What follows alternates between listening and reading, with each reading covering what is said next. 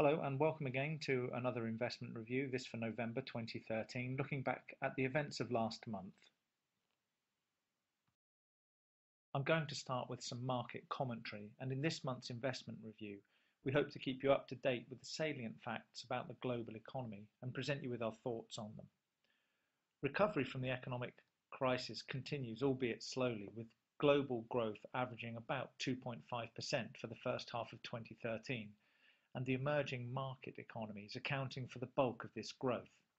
This is set to continue into 2014, with the IMF, that's the International Monetary Fund, expecting a figure of 3.6% overall. The advanced economies are gradually strengthening, whilst the emerging markets have been seeing slower growth and tighter financial conditions, largely as a result of US monetary policy. Turning our thoughts a little to the Federal Reserve, the United States dominates the economic world. The Federal Reserve's decision to maintain its asset purchases until mid-2014 and the end of the US fiscal standoff, keeping the country afloat until at least February 2014, has resulted in record high returns being achieved by the S&P 500, the benchmark index, often seen as a general indicator of world markets. These returns are, however, being fueled to a large extent by cheap money in the economic system, and once the QE ceases, it is likely or possible that we could see a correction. It was widely expected that the political standoff in Washington would not result in the failure of the US to meet its financial obligations, but confidence in the US dollar may have been affected. This action and the continuing threat of default may not have only undermined the dollar's status as the world's reserve currency, it could also be adding momentum to the Chinese calling for the currency markets to be less dependent on the US dollar. We mentioned China. The recent slowdown of growth in China will have a knock-on effect on many other economies, notably the commodity exporters amongst the emerging markets and developing economies. Rebalancing its growth away from investment and diverting it toward consumption should stabilize China's economic growth and strengthen the global economic position. In the recovering economies, new structural reforms such as investment in public infrastructure and the removal of barriers to entry in product and services markets need to be put in place to build sustainable growth.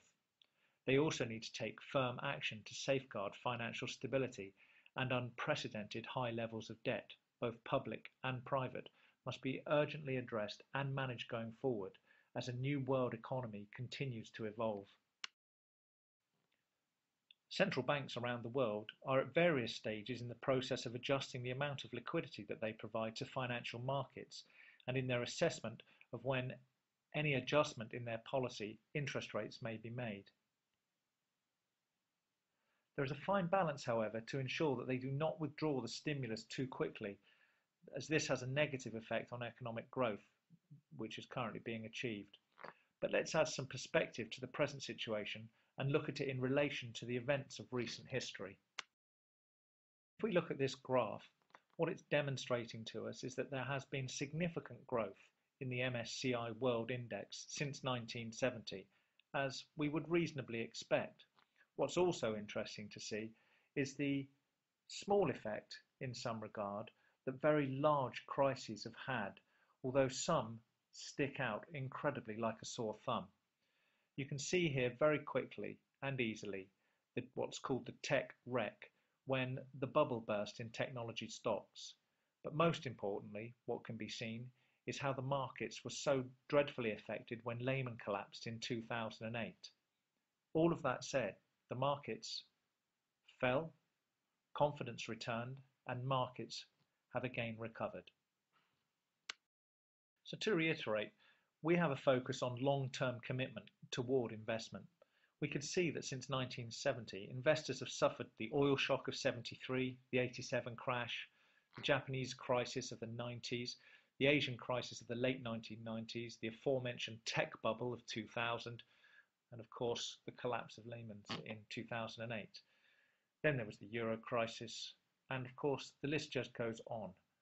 Markets rise and fall, reacting to various crises. Investing, as we say on a fairly regular basis, is a long-term commitment. None of us has the power to predict what the markets will do, when they will do it, and often even when they do what they do.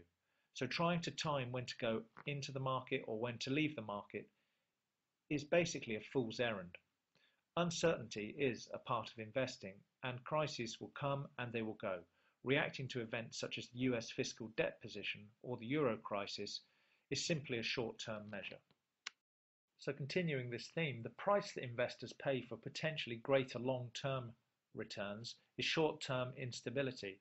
So once the investors have decided to be a part of the market, they therefore need to remember their long-term objectives and remain focused on those goals.